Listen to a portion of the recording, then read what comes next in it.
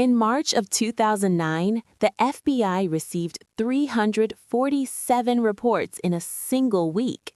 Every one of them described the exact same thing: a tall man dressed in black, wearing a wide-brimmed hat, standing silently inside people's bedrooms.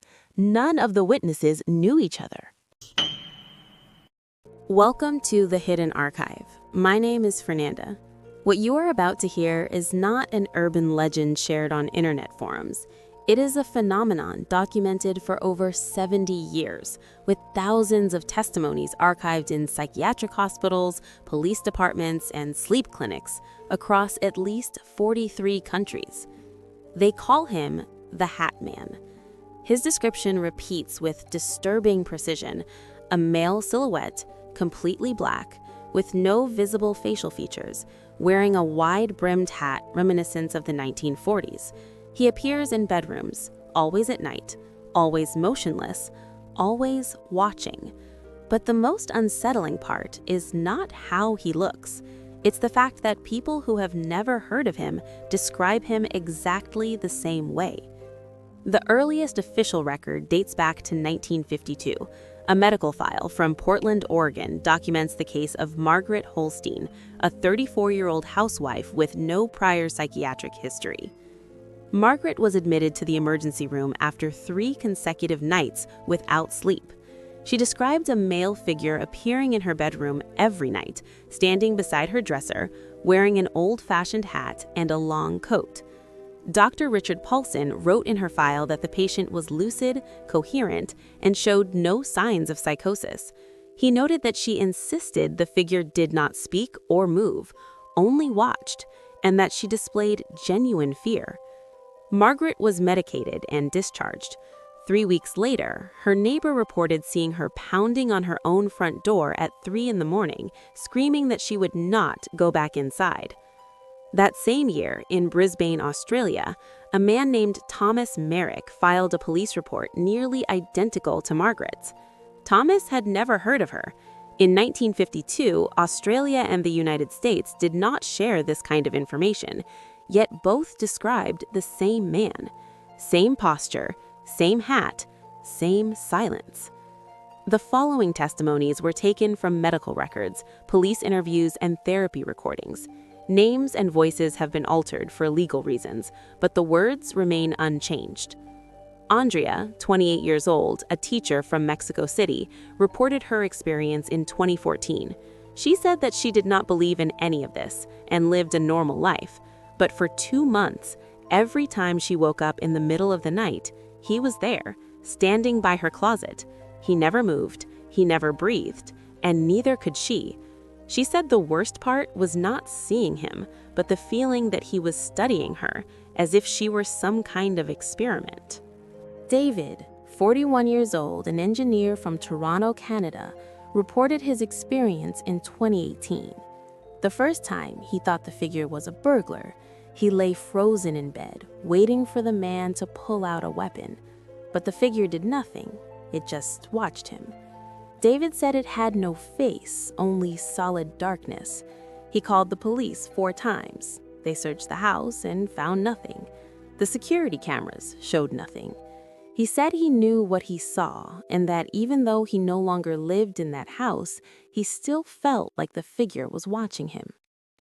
Lucia, 19 years old, a student from Barcelona, Spain, reported her experience in 2021.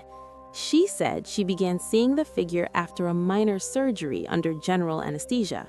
When she returned home, the Hat Man appeared that same night. At first, she believed it was a side effect of the medication, but she continued seeing him months later, long after she stopped taking anything. She said he appeared in corners, in reflections, and once she saw him standing on a subway platform as the train pulled away. Her therapist suggested post-traumatic stress, but Lucia said that did not explain why her roommate also saw him on a night when she was not even home. In 2016, a group of independent researchers compiled 2,847 verifiable testimonies of the Hat Man. What they found was statistically difficult to dismiss as coincidence. 89% of witnesses saw him between 2 and 4 in the morning. 76% experienced sleep paralysis during the encounter. 62% had consumed strong medication in the weeks prior, including anesthesia, opioids, antidepressants, or antihistamines. But one detail was never officially published. 34% of witnesses reported that someone close to them had recently died before their first encounter. Not always, but often enough for the pattern to repeat across countries with no shared healthcare systems, languages, or cultural beliefs. Coincidence is possible, but these people never spoke to each other before describing the exact same thing. In 2019, Dr. Kenneth Verrill, a sleep disorder specialist at Stanford University, published a preliminary study on the phenomenon. He suggested that the Hat Man could be a universal manifestation of the human brain under specific neurological conditions, such as sleep paralysis, REM deprivation, or trauma-related alterations in the amygdala. According to his theory, the brain, when trapped between sleep and wakefulness, constructs a threatening figure as a primitive defense mechanism. And because all humans share the same neurological structure, the figure created would be similar. It is a rational explanation, scientific, reassuring. However, Dr. Verrill never explained why some witnesses saw the Hat Man while fully awake.